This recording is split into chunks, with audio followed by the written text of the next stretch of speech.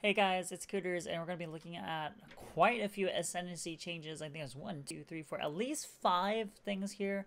So let's just get straight into it so we can start looking at them quickly.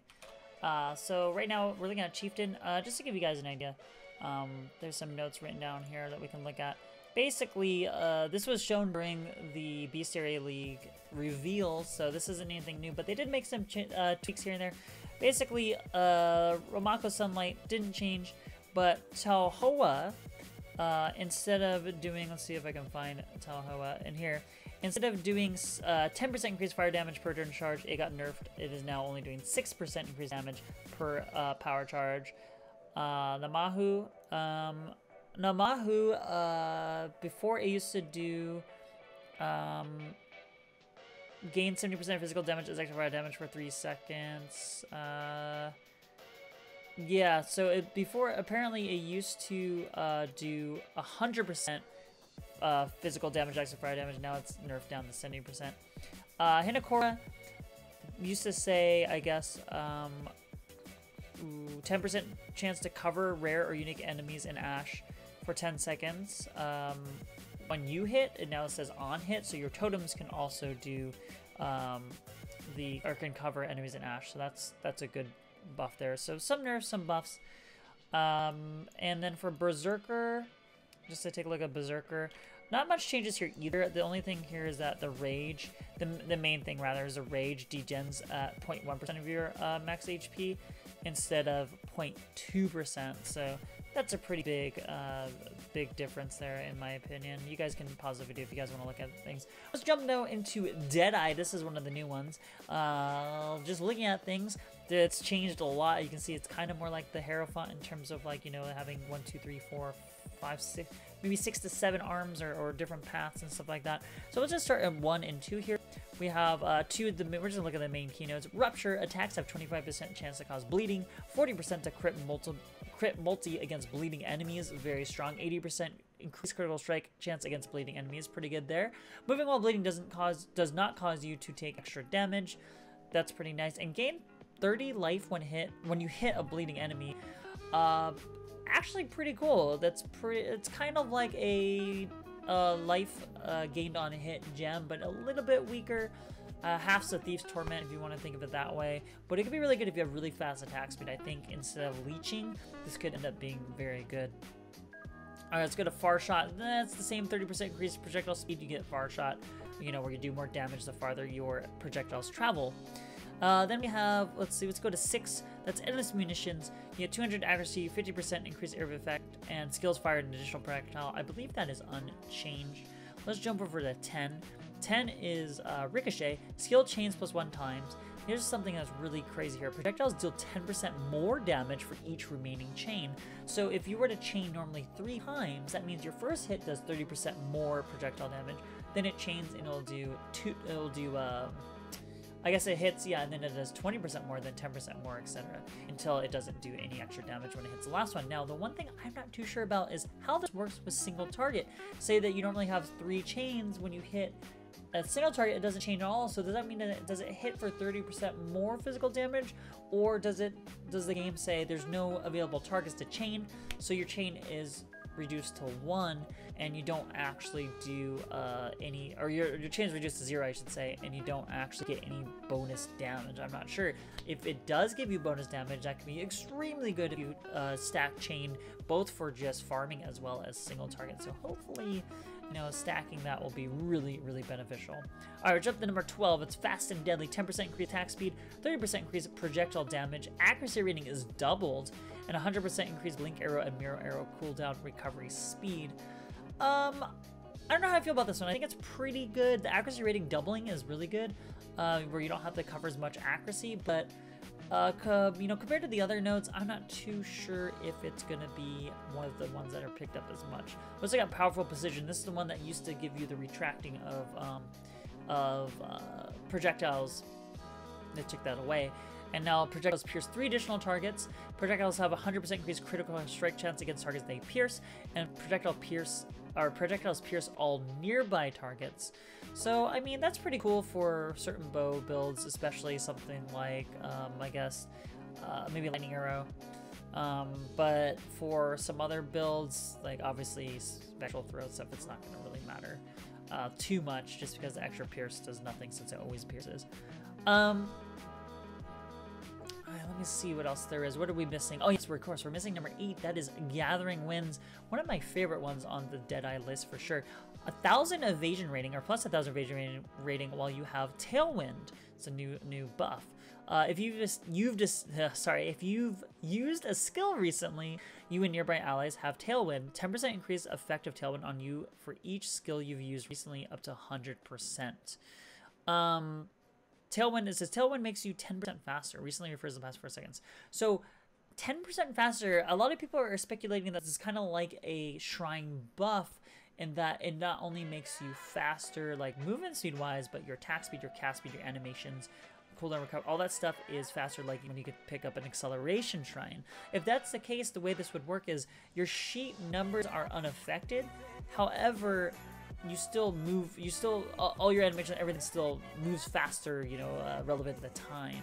So what's beneficial about that is the fact that when you use something like Poet's Pen, when you want to keep your attack speed around 3.8 to, you know, 3.9-ish attacks per second, if you get Tailwind or you use Tailwind, it's not going to disrupt that. You still will be attacking very quick, but the thing is, your sheet attack speed doesn't actually change, so you're still going to maximize the amount of casts per second with the 0.25 second cooldown on Poet's Pen internal cooldown.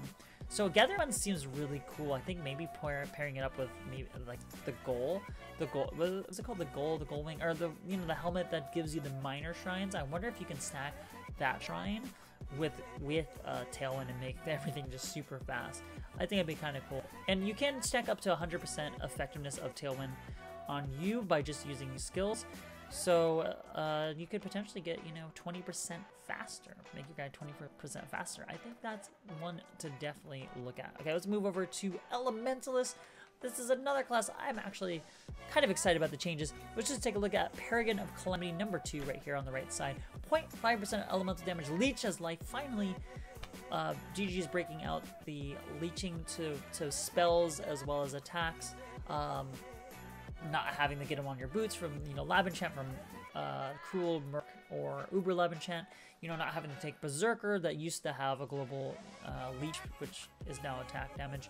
I think this is really nice, seeing 0.5% elemental damage leeches life, being very accessible as Elementalist. For each element you've been hit by, or you've hit by damage of recently, 40% increase the damage of that element. For each element you've been hit by damage of recently, 8% reduced damage taken of that element. Cannot take reflected damage. So two really big things there, in my opinion. Obviously the 40% increased damage of the element, that's pretty nice, but it's not really something you can count on if it's coming from an enemy. But the cannot take reflect damage, that's great. If you're going pure LE, you can run LE reflect maps very easily, as it's pretty much negligible. Let's look at number 4, Liege of the Primordial. Normally the Golem node, your elemental golems are immune to elemental damage. That's unchanged. 20% increased damage for each summon golem. 25% increased effective buffs granted by your golems for each summon golem, and then you can summon up to 1 additional golem at a time. That was something that all Golemancers would take if they went Elementalist. But the nice thing is, number 6 now, Elemancer, totally new node here. 20% increased golem damage for each golem you have summoned. You cannot be chilled or frozen while you have an ice golem summoned. You cannot be ignited while you have a flame golem summoned. You cannot be shocked while you have a lightning golem summoned, and you can summon up to an additional golem at a time. So that means for people who are doing budget golems without the primordial jewels, you could have 2 clay shapers, you can have your own golem, that's 3, and now with Liege of the Primordial, as well as Elemencer, that is 5 golems without ever having to get primordial might, or rather not primordial might, but the jewel the Anima Stone, I believe it's called. You don't have to get that, so that's really, really cool. You can get 5 golems, and you can do massive damage. So we're going to have to see what Necromancer looks like, just because this could be the go-to Golemancers build. I mean, it is called Elementalist. So, alright, let's look at number 10 here in the middle, the Pendulum. It's Pendulum of Destruction. Gains 75% increased area effect for 5 seconds. Gains 75% increased elemental damage for 5 seconds. These are consecutive, so basically they just, you know, you get 5 seconds of area effect, then you get 5 seconds of elemental damage, and it goes back like a pendulum. Pretty good. I mean, 75% because area effect is huge. and 75% increased LA damage is really good too. I think that's a pretty big one. Number 8 down here, Elemental, or sorry, that's not the right, I forgot this is numbered weird. I think it's 9, right? Nope, it's not 9 at all. It is, I think it is, oh geez, which one is this? I think this is Mastermind of Discord. Yeah, I think it is Mastermind of Discord, number 7. The numbers are kind of weird here. I really like this one. Damage penetrates 25% cold resist while affected by Herald of Ice. Damage penetrates 25% fire resist while affected by Herald of Ash. And damage penetrates 25% lightning resist while affected by Herald of Thunder. 25% increased effect of Heralds on you, and 25% reduced mana reservation of Herald skills. Really good for anyone who's going to use Heralds, and I mean, obviously an auto bomber, insane. Being able to stack even more reservation because of the fact that they have the reduction and increasing the effectiveness, and also penetrating all 3 elemental resistances. Really, really crazy. Shaper Desolation every 14 seconds, gain Chilling Conflicts for 4 seconds, Shocking Conflicts for 4 seconds, Igniting Conflicts for 4 seconds, and gain Chilling, Shocking, Igniting Conflicts for 2 seconds. I believe that is unchanged, excuse me, from before. 14, Beacon of Ruin. Elemental ailments caused by your skills spread to other nearby enemies, radius of 12. That's similar to before. Chills from your hits always slow by at least 10%. 20% increase effect of non-damaging elements on enemies, and shocks from your hits always increase damage taken by at least 20%.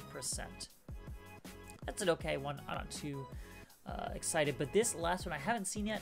Slayer, I think everyone's been super keen on seeing what's going on because everyone's probably thinking that we got big nerfs, but let's check it out. Number 1, let's start actually with number 9 here, Endless Hunger. 20% of overkill damage leeches life, same thing. Immune to bleeding while leeching, I believe that is the exact same thing. Number 7, Brutal Favor, 100% increased life leech per second, 30% increased damage while leeching.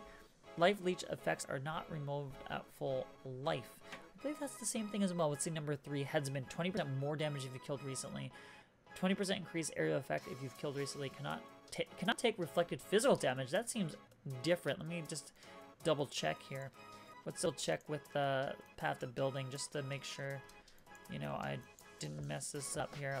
So let's take a look at the Slayer. So yes, 20% overkill. Yep, same thing here. Life leech cannot be stun while leeching. So now instead of that, you don't get that, but you get 30% increased damage while leeching, and life leech effects are not removed at full life. This one is you're immune to bleeding while leeching, and you cannot be stunned while leeching. So life leech not being affected or removed at full life is moved from Endless Hunger now to Brutal Fervor. Endless Hunger just swapped the immune to bleeding while leeching with the Brutal Fervor, so that's why it looks very similar. If you get the 2 points, pretty much the same thing. You do get 30% increased damage while leeching, though, I believe. That is new. So slight buffer, actually. Let's look at number 3 here. Headsman, 20% more damage if you killed recently. Oh, so they moved Headsman. It looks like Headsman is now not the top note here. Is actually the first 2 points, which gave you 50% reduced physical damage taken on Reflect. But this is now cannot take reflective physical damage. So that's a buff. 20% more damage if you killed recently, same thing. And then 20% increased area effect if you killed recently. That's actually a buff. It was 15% before. Bane of Legends here. Let's see what this one is. Gain onslaught for 20 seconds when you kill a rare or unique enemy. That is the same thing. And then kill enemies that have 20% or lower life when hit by your skills. That 20% cooling strike, same thing. Actually, no nerfs there, guys. Actually buffs from what I can tell. Let's look at Overwhelm. 100% increased stun duration on enemies. That's a buff. That's just period, not on full life or anything. Cannot be stunned. Well, that's a new thing. That's a buff too. Your damaging hits always stun enemies that are on full life. That's even better. No, it's the same thing.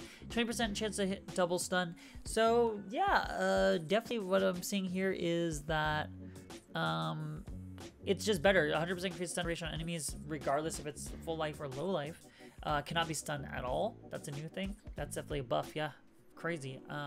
Wow, I was thinking Slayer was going to get nerfed, but it looks like they actually are getting a really well-rounded buff. Impact single target melee attacks deals splash damage to surrounding targets. And before it used to do 50% less damage to surrounding targets, now it's 20% increased area effect. Huge buff there, actually removing the 50% less damage to surrounding targets. So now the splash damage just does a ton of damage.